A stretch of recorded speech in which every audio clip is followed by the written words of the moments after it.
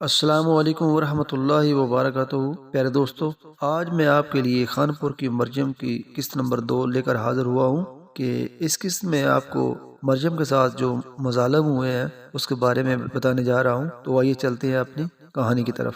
مرجم کے رحیم یار خان آنے پر پہلے تو وہ خوب فنکاری، پھر اسے دوسری منزل پر موجود ایک انتہائی پر آسائش کمرے میں بند کر کے ایک ملازمہ مستقل طور پر اس پر مسلط کر دی۔ وہ اسے 3 وقت کا کھانا اسی کمرے میں دے جاتی۔ اس کے کمرے کو 24 گھنٹے لاک لگا رہتا۔ سعدیہ اسے ایک لمحے کے لیے بھی کمرے سے باہر نہیں آنے دیتی تھی۔ اس نے سوائے آصف کے کسی کو بھی مرجم کی آمد کے بارے میں نہیں بتایا، اپنے دونوں بچوں کو بھی نہیں۔ مرجم صبح اٹھتی، ناشتہ کرتی، پھر دیر تک ٹی وی دیکھتی، دوپہر کا کھانا کھاتی اور سو جاتی۔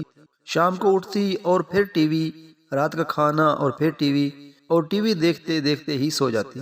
سعدیہ اس کی شکل تک دیکھنے کی روادار نہیں تھی، وہ بس اسے ایک کمرے میں بند کر کے اپنے فرض سے سبکدوش ہو گئی تھی۔ مرجم نے اس پنجرے میں 2 ماہ گزارے۔ مسلسل تنہا رہنے سے وہ بری طرح نفسیاتی دباؤ کا شکار ہو گئی تھی۔ بولتی سنتی تو پہلے ہی نہیں تھی، اب ہر وقت عجیب و غریب شکلیں بنا بنا کر آؤٹ پٹانگ حرکتیں کرتی رہتی۔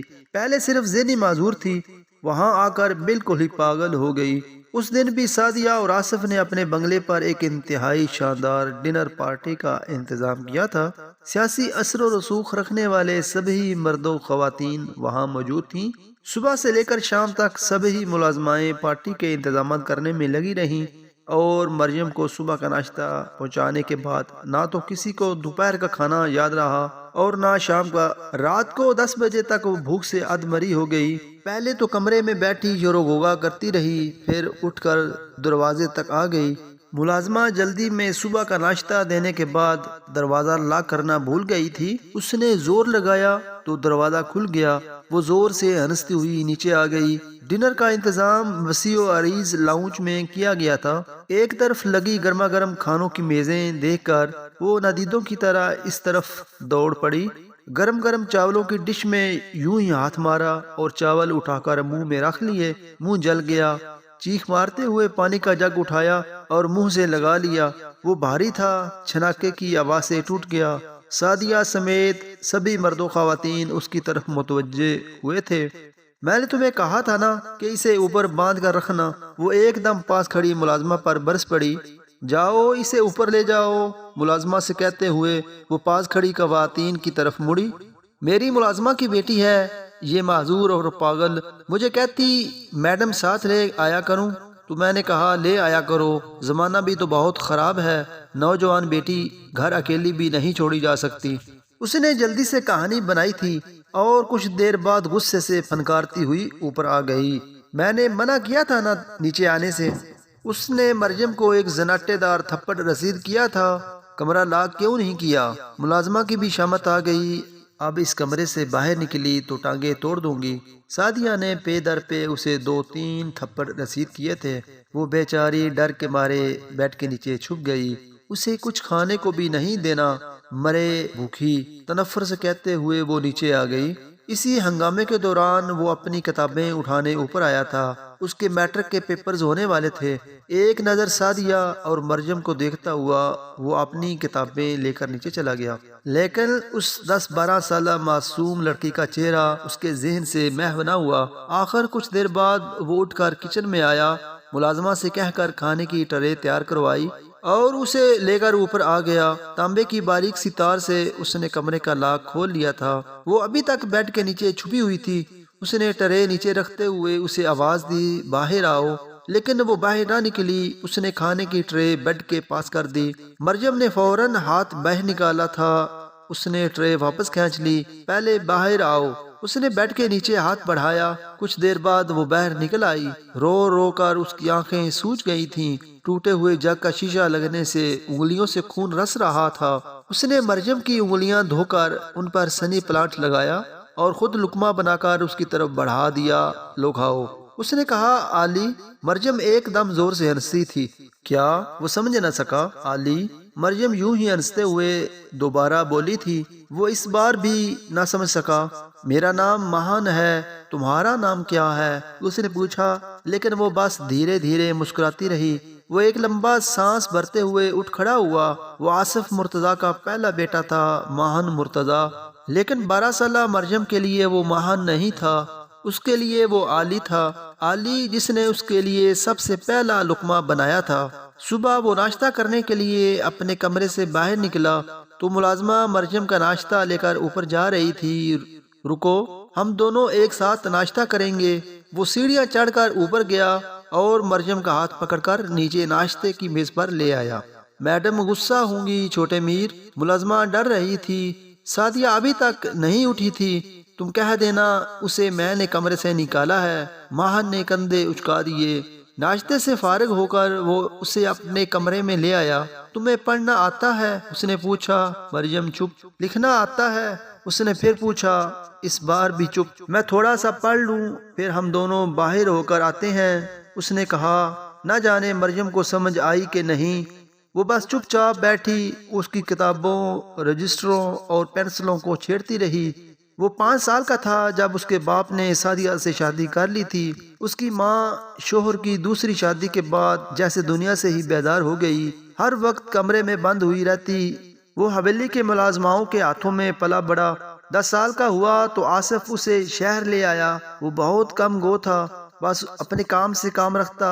پچھلے 5 سالوں میں اس نے سعدیہ سے کوئی 5 دفعہ ہی بات کی ہوگی۔ مائرہ اور سمران سے بھی اس کی زیادہ نہیں بنتی تھی۔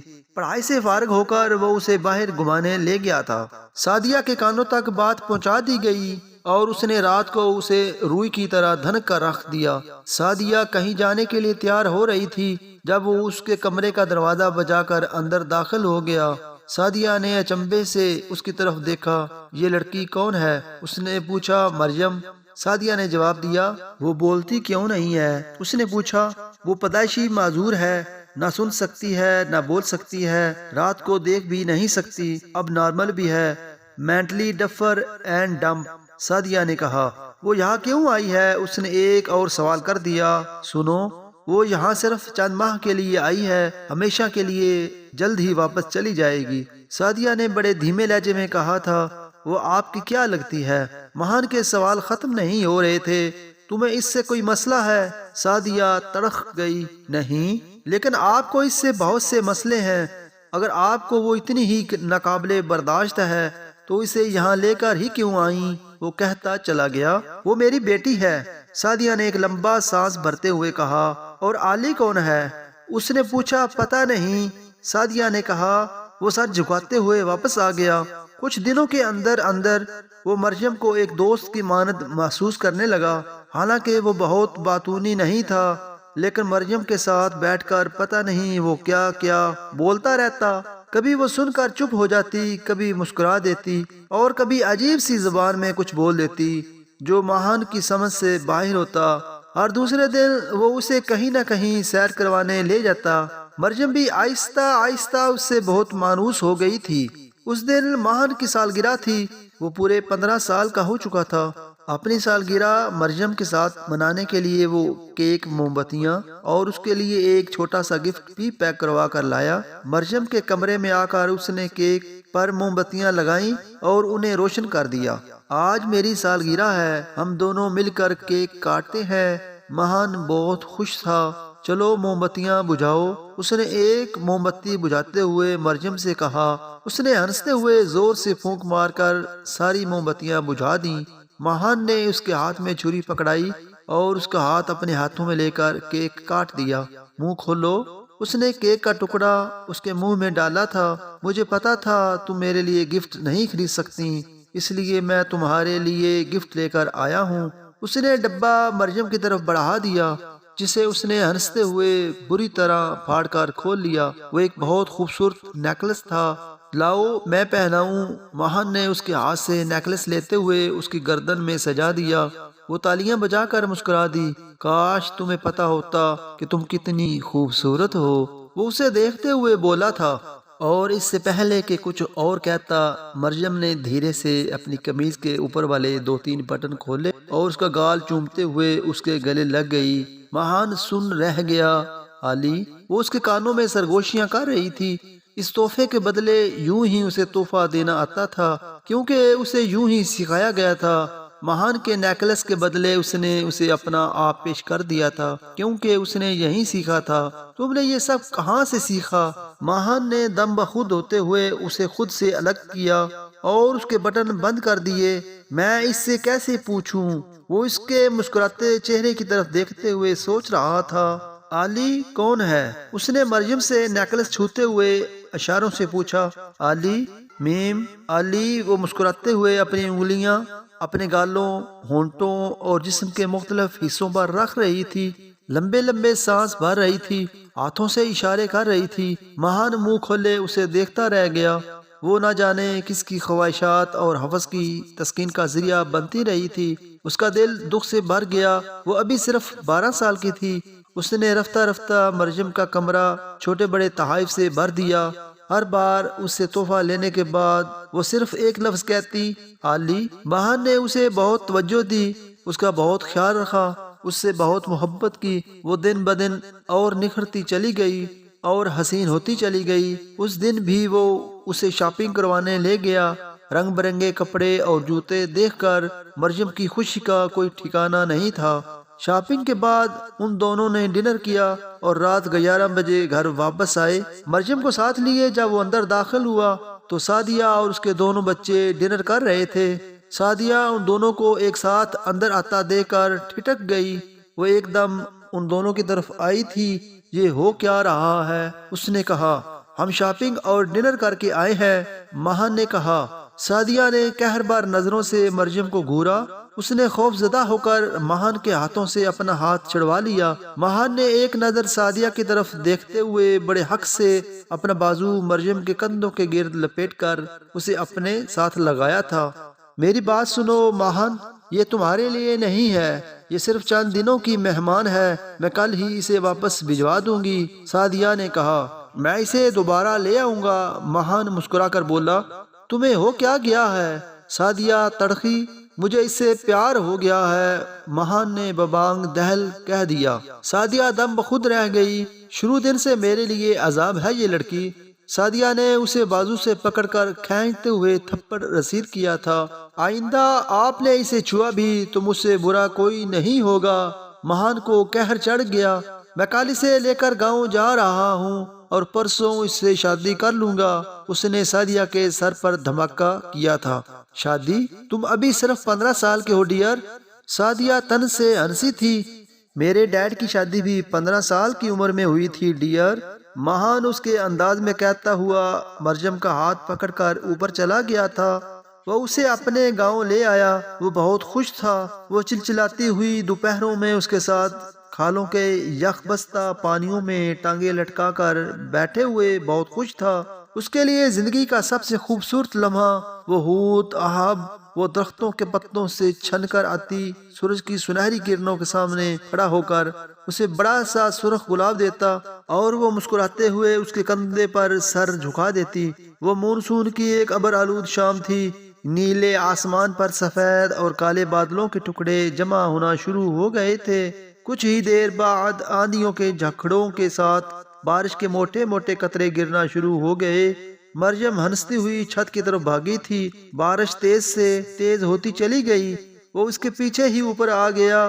مریم کا اسکارف سیڑھیوں میں ہی گر گیا تھا۔ وہ دونوں بازو پھیلائے چہرہ اوپر کو کیے گول گول گھوم رہی تھی۔ وہ بارش کا ایک قطرہ ہی لگ رہی تھی، ہوا کا ایک جھونکا ہی لگ رہی تھی، بادل کا ایک ٹکڑا ہی لگ رہی تھی۔ اسکارف تو لے لو، وہ زور سے مہان سے آ کر ٹکرائی تھی۔ اس نے مریم کا اسکارف اس کے کندھوں میں ڈال دیا۔ مریم نے ہنستے ہوئے اس کے گلے میں اپنے دونوں بازو ڈال دیے۔ حویلی کے داخلی دروازے سے گاڑی اندر لے کر آتی ہوئی سعدیہ مرتضیٰ نے بے حد صدمے کی حالت میں یہ منظر دیکھا تھا۔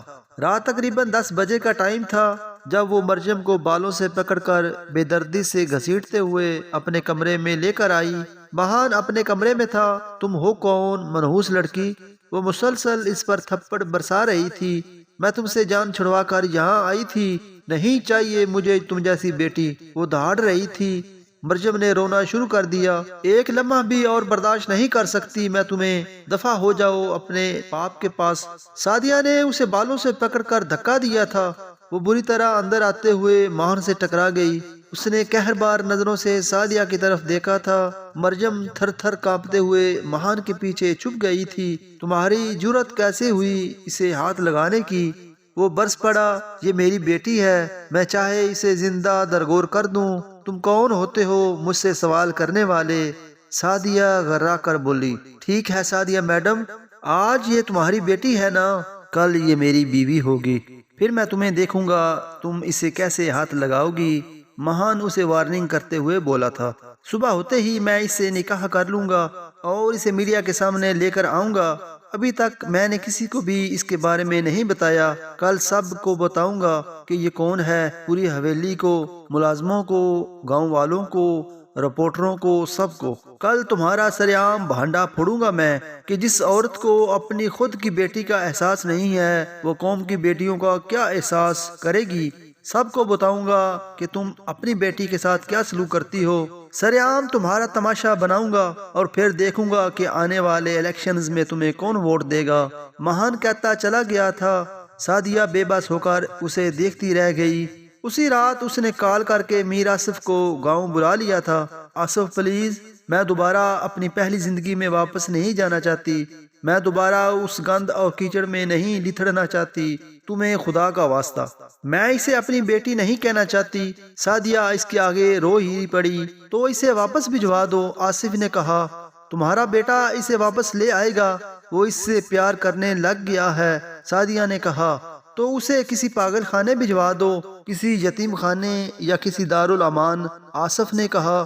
آصف، وہ اسے کہیں سے بھی ڈھونڈ لے گا اور لا کر میڈیا کے سامنے کھڑا کر دے گا، میری ساری عزت، شہرت اور ساکھ برباد ہو جائے گی۔ بہت ڈر گئی تھی، تو پھر میں کیا کروں؟ آصف نے کہا۔ اسے ختم کروا دو۔ آصف حیران رہ گیا۔ وہ تمہارا خون ہے سعدیہ؟ اسے یقین نہیں آیا۔ نہیں ہے وہ میرا خون، میرا خون مائرہ اور سمران ہے بس۔ سعدیہ سواکی کی انتہاؤں پر تھی۔ آصف خاموش ہو گیا۔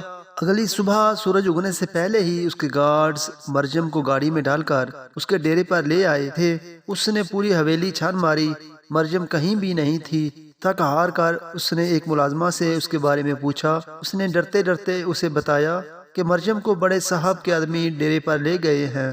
مہان کے ہوش گم ہو گئے۔ طوفانی رفتار سے گیراج میں کھڑی آصف کی جیپ دوڑاتا ہوا وہ ڈیرے پہنچا تھا۔ آصف، اسے کہو یہاں سے دفع ہو جائے۔ سعدیہ بھی وہیں موجود تھی۔ مریم کہاں ہے؟ وہ اس کی سنی انسنی کرتے ہوئے اندر آ گیا۔ مریم کے ہاتھ پاؤں بندھے ہوئے اور منہ پر کپڑا بندھا ہوا تھا، وہ دیوار کے ساتھ زمین پر گری پڑی تھی۔ مہان کو لگا جیسے کسی نے اس کی روح کھینچ لی ہو۔ وہ اس کی طرف بھاگا لیکن آصف نے اس کا بازو پکڑ لیا۔ مہان، رک جاؤ، آصف نے کہا۔ بابا، میں اس سے پیار کرتا ہوں۔ مہان بے بس تھا۔ میری بات سنو مہان، تم ایک پرفیکٹ لڑکے ہو، تم اپنی آنے والی زندگی میں یقیناً اس جیسی اب نارمل لڑکی کو ڈیزرو نہیں کرتے، سو بھول جاؤ اسے۔ سعدیہ نے مہان کو کہتے ہوئے اپنے گارڈز کو اشارہ کیا تھا۔ ڈیڈ، آپ کو خدا کا واسطہ، وہ بہت معصوم ہے، میں قسم کھا کر کہتا ہوں کہ میں آئندہ کبھی اس کا نام بھی نہیں لوں گا، کبھی اس سے نہیں ملوں گا۔ بابا، میں آپ سے وعدہ کرتا ہوں کہ میں اس سے کبھی شادی نہیں کروں گا، لیکن پلیز اسے چھوڑ دیں۔ مہان منتوں پر اتر آیا۔ خدا کے لیے اس پر رحم کھاؤ، یہ تمہاری بیٹی ہے، تمہارا خون ہے، اسے قتل تو نہ کرواؤ۔ وہ سعدیہ کی طرف مڑا۔ میں کسی کو اس کے بارے میں نہیں بتاؤں گا، میں سمجھوں گا کہ میں کبھی اس سے ملا ہی نہیں، میں وعدہ کرتا ہوں کہ اسے بھول جاؤں گا، بس اسے زندہ چھوڑ دو۔ وہ گڑ گڑا رہا تھا۔ سعدیہ، اسے واپس بھیج دو۔ آصف کو اس پر ترس آیا۔ نہیں ڈیڈ، خدا کے لیے اسے واپس مت بھیجیں، اسے کہیں اور بھجوا دیں، کسی یتیم خانے، دارالامان، کہیں بھی، لیکن اسے واپس اس جہنم میں نہ بھیجیں۔ ڈیڈ، آپ نہیں جانتے وہاں اس کے ساتھ کیا سلوک ہوتا ہے، پلیز ڈیڈ۔ مہان ہاتھ جوڑ کر رو پڑا۔ دیکھو مہان، تمہارے سامنے دو آپشنز ہیں، یا تو میں اسے واپس بھجوا دوں یا پھر ختم کروا دوں۔ سعدیہ نے سواکی سے کہا۔ مہان سن رہ گیا۔ وہ تمہاری بیٹی ہے، وہ ابھی صرف 12 سال کی ہے، وہاں نہ جانے کون کون اسے اپنی خواہشوں کی تسکین کا ذریعہ بناتا ہے، اس پر رحم کرو۔ مہان نے آخری کوشش کی تھی لیکن سعدیہ کو اس لمحے سب کچھ چاہیے تھا، عزت، شہرت، دولت، اختیار، مرتبہ، سب کچھ۔ اگر نہیں چاہیے تھی تو مریم نہیں چاہیے تھی، کوئی ایک آپشن چن لو۔ مہن سعدیہ نے آخری بار کہا تھا۔